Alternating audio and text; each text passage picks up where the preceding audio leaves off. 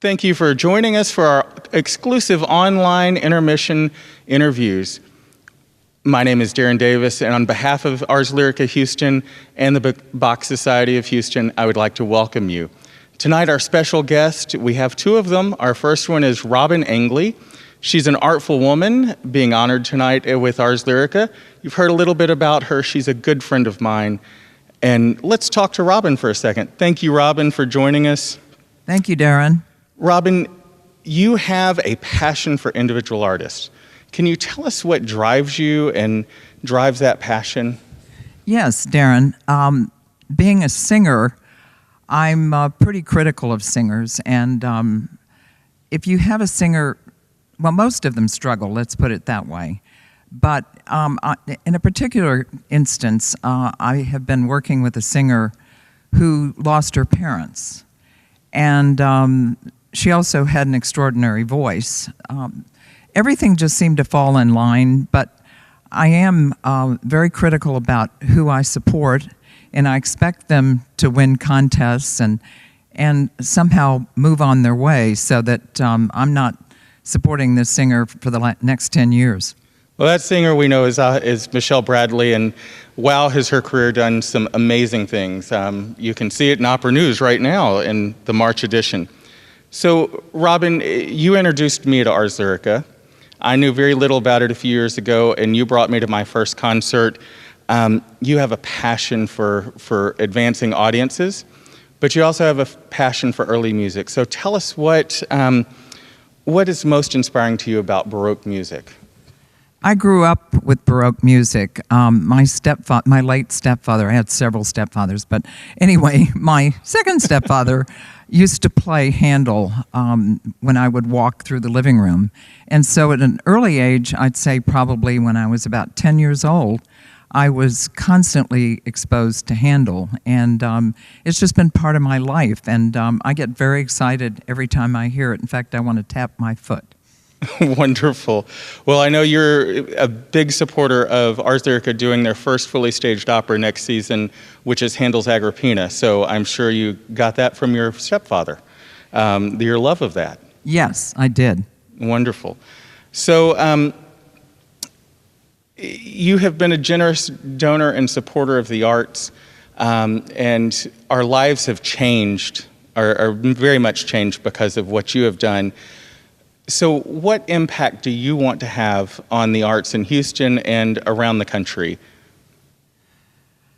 That's a difficult question, Darrin. I'd like to have an impact where I can make a difference. I'm finding this with the opera that I'm getting involved more and more and will move into a leadership position.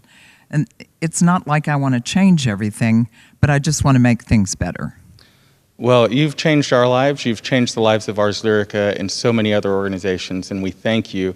And you're very deserving of being an artful woman. And go have a glass of champagne. I'll join you for that in just a minute because we have one more interview to do. And so thank you so much. Thank you, Darrin. So our next guest tonight is, you just saw him conducting the Jonah portion of our concert, and we have Rick Erickson. And Rick, thank you so much for joining us. It's a pleasure, Darrin. Thank you for the invitation. So I don't know that much about the Bach Society. All right. Tell me about it, and when did it get started, and what is it? Bach Society was begun in 1982, and it is an organization which is committed to the performance specifically of the works of Bach, although we do relatives of his and contemporaries of his and people who were influenced by Bach, so that has continued to expand. But our center is Bach. We do cantatas, we do passions, we do masses, we do organ works, we do chamber music. We have a wonderful professional choir of 16 voices, and also an orchestral group, and so we just present Bach about 18 times a year. Awesome. Well, I need to know more. Well, wonderful. Please come join us. So tell me a little bit about, sorry, my notes here got a little screwed up. So tell me a little bit about what goes into a performance. Well, it depends on what it is. If it's a cantata, a preparation of a cantata or a Magnificat or something like that, we normally do them in historical context, which is to say in the form of a Vespers service, actually. So there are attendant motets. There are all the pieces that Bach would have known surrounding the cantatas so that they are in the context for which they were intended. But we also do presentations once a year of 2 times each year of a chosen passion. And we also we have a magnificent organ at our home base, which is right now Christ the King Lutheran Church. And there's a magnificent Bach organ there, and so we present Bach performances on that. We also do chamber music, both in various places that may take various forms. This past season we performed concerti for 2, 3, and 4 harpsichords, Wow.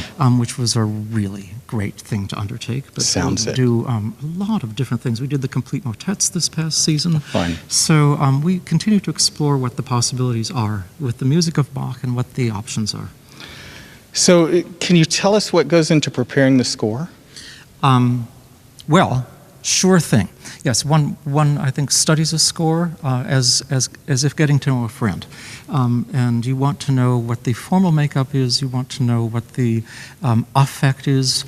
But in anything which involves choral music or solo voices, one really has to study the text because Bach is so attentive to what he's doing to the text. So that's always maybe a starting point. But I think most instrumentalists, cellists, violinists, flautists, oboists, would also say that the very vocal nature of Bach informs how they come at their work.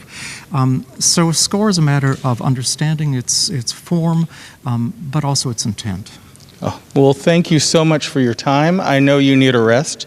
It's a busy night, so It's a pleasure, and it's a great opportunity to work together with Ars Lyrica to mount these wonderful works. well, thank you. We love the collaboration. Thank you. We'd like to thank you for joining us for this intermission interview, and sit back and enjoy the second half of our program tonight. And we hope that you'll join us for our next program. And there's more information on our website about that at www.arslyricahouston.org.